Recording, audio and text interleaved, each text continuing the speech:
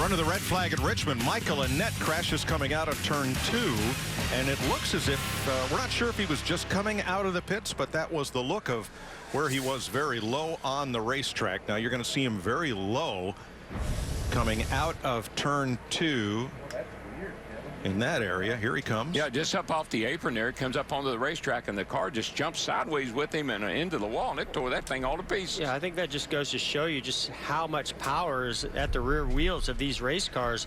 And when he accelerated, I'm assuming either first or second gear, it just spun the tires. There's no traction control in these race cars like they're on street cars, and it just came around. Reopens for practice. Here's another look at Michael Annett's spin into the inside backstretch wall.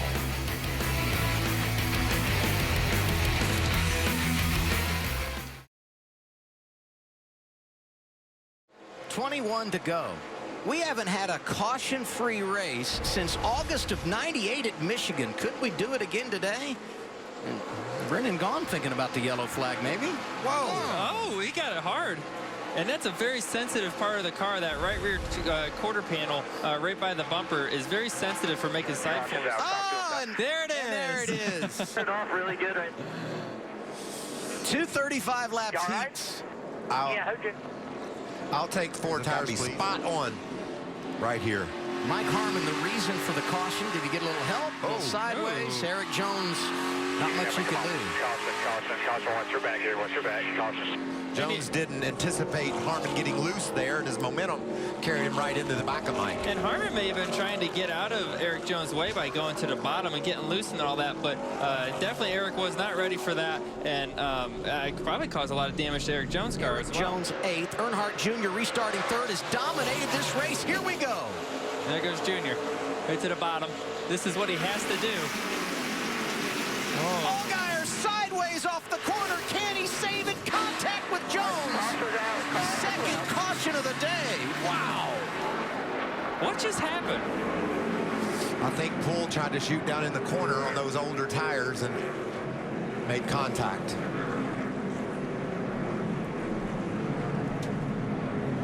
Three of our 4 drivers involved in the dash for cash, Including caught up in that. the guy that was just sitting there counting laps off, trying to make it to the finish. Justin Allgaier right behind Dale Jr. when they were leading the race. Caution changed the complexion of this whole race. Matt Tifft, Eric Jones.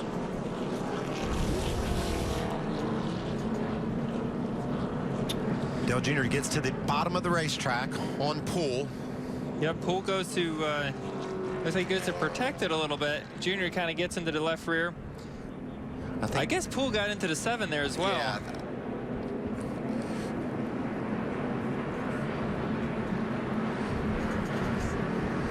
It looked like Poole just couldn't turn when he got to the corner. Check him out when he gets down into turn 1. Junior does his job, gets to the bottom. And then Poole runs up into the side of Allgaier. Yeah, Allgaier just didn't get the best restart that I thought he was going to have and be able to clear the 48 car of Brendan Poole. And it just looks like there wasn't enough room for all 3 of them. They were 3 wide, actually. Well, he drove. Wow. Those Joe Gibbs cars. Keep rolling there. Tiff hit a ton right there.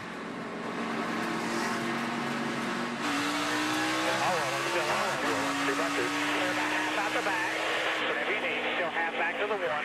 Still outside. Still too wide. Keep coming. Middle. Keep coming. Nice job, buddy. Nice job. That could be a $100,000 move right there to the bottom with Ty Dillon. On board with Justin Allgaier. Inside.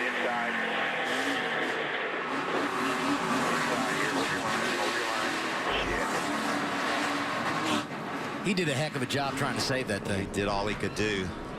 And it's Working really the hard. gas. You can't really place blame on anyone on that one. That seemed like, hey, Justin wasn't quite clear. There were 3 wide. I don't think he knew he was 3 wide down into that corner and expected that. And it's a really tough angle to see that for the spotters going into turn 1 as well. So I kind of see, you know, it's just a tough call. It's just one of those situations. I call it a racing deal on that one. Dale Jr. off the turn 4. White flag in the air trying to deliver here in Richmond.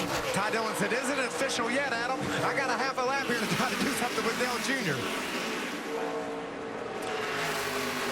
He's dominated the afternoon. Never won in his own equipment. Junior with 3 career wins at Richmond. Last start here came in 2002. He hasn't forgotten how to do it here. Dale Jr. wins at Richmond, $100,000 for Ty Dillon. That's good stuff. He gave him a shot there in the turn 3. He tried to get to him.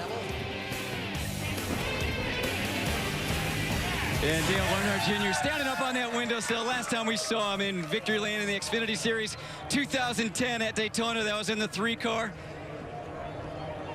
Dale, what a win for you guys. You got 24 wins in the Xfinity Series, but this is your first win in one of your own cars. How does that feel? Well, it is. Well, that makes it a little bit better. You know, we was a little loose at the end. The last couple laps, real loose into the corner. I thought Ty was going to get to me. He tried to get to me down there in 3. We both drove in the corner wide open.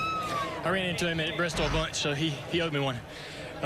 We had a great car down there, and the 48 stayed out. I was like, I gotta go the inside here. I gotta, he's not going to get a great restart on them tires, and he spun the tires.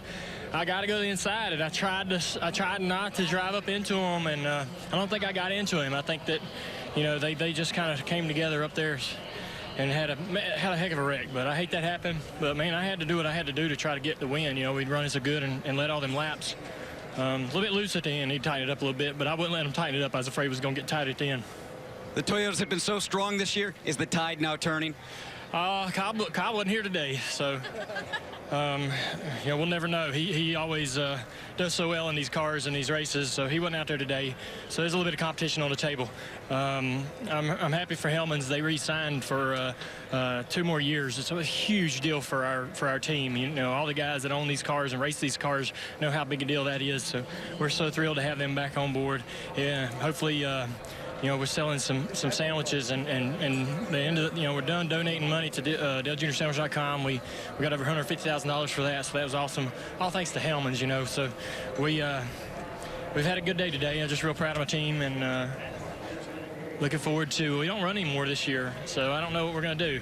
I'll sit on my hands and hope them other boys can get some wins. Well, I think everybody's going to enjoy a banana and mayonnaise sandwich here. How about a Fox NASCAR Sunday, Richmond? Crank it up. To Xfinity and on.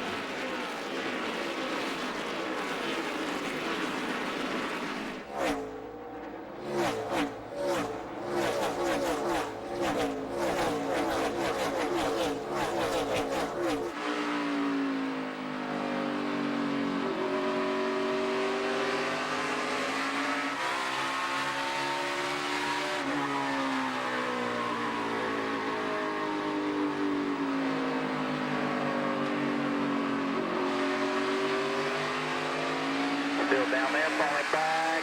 Clear, clear, clear, clear.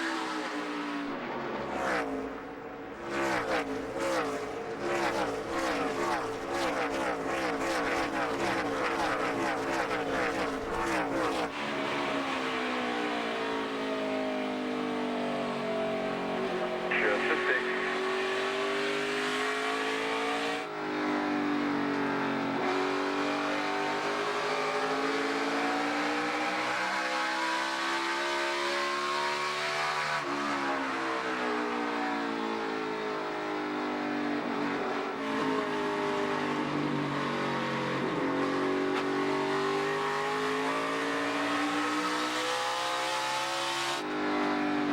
Still clear, all clear, all the way.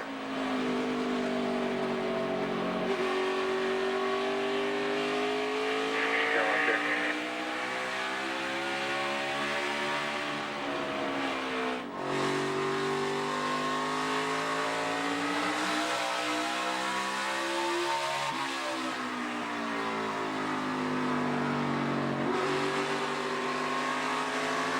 Again, a right rear loose wheel, and we have trouble on the track. It's Tony Stewart. Yeah, guys. the left rear is down. Caution's down for a flat. Just try to limp it in her. They were saying that he had a tire rub, and that tire went away. Yeah, you can see back here on the left rear quarter panel where that's been pushed in. Right there, that knot is kind of what got that tire. Yeah, we've seen cars really bumping and banging a lot on restarts, jockeying for position, and unfortunately that contact that was made with the 14 is going to cost him. Gano behind Tony here, and oh man, ay. Boy, don't give Logano an inch. He took advantage of that. You know, I think Tony was maybe blocking the outside to prevent what happened between Chase Elliott earlier when he took him 3 wide on the outside. And boy, Logano just went straight up the middle, made contact, and that's all it takes. That slight amount of contact, that fender bend in like that, cuts the tire. Long gone. Look at the 3 wide from 10th on back. Oh, my goodness. Oh, that's tight. Ooh, that's really tight. Yikes. And that was Ryan Newman caught in the middle and going back. Does he have a problem? I think he's got a loose tire. He's got a tire. Oh, he's got a round he goes. Left for a tire. Boy, just that amount of contact over there through 1 and 2. Hey, cut that left rear tire down. Looks like flat left rear. How about those waiver rounds, though, boys? That's going to help a couple of guys. That's going to help several people. Yes, Danica Patrick and Austin Dillon get back on the lead lap. See if we can see from the overhead. He's right down at the bottom of your screen. Is that right in there? Yeah, yes. and he's 3 wide here. Oh, I know exactly what it was. Got it's him. the tailpipe on the right side of the 42. Bam. Got into that left rear, and that will just cut it immediately. Yeah, that's what happened. Around he goes. It's kind of a double-edged sword, really. You get hit by a car, and your tailpipes get, and the tire pressure is really, really low. There's, you can see those tailpipes down at the bottom of the rocker panel. Tailpipes are right in there, and they're flush with the side of the car. Matter of fact, they stick out just a skosh, and you can see that's right where all the damage was. Ellis spins down the front straightaway. And we're right back to Kosh making his 2nd Sprint Cup start.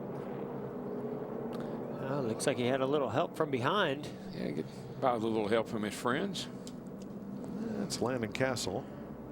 Looked like Annette sort of had a bobble. I don't know if he missed a shift or something in front, or spun the tires right in front of him. He checks up.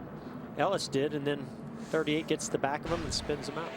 Well, watch that distance behind the leader. See if Carl can close that up. Whoa, turn 4. Brian Scott just looped it around, and it puts us under caution for the 8th time today at lap 359. I believe this changes everything. Carl is driving so hard, he's getting loose. Clear there. 30 should stay bottom. Black one. Josh Wise ahead on the bottom, and then Ricky Stenhouse, who was the last car on the lead lap. Here he comes on the bottom again. He tries to get up off that corner, but he just can't accelerate out of that hole over there to get to the back bumper. Yeah, his car really rolls through the center, but it doesn't seem to have as good a drive off. No, I think Kyle's got this. He's just good enough that Carl can't get to him. 2 more laps.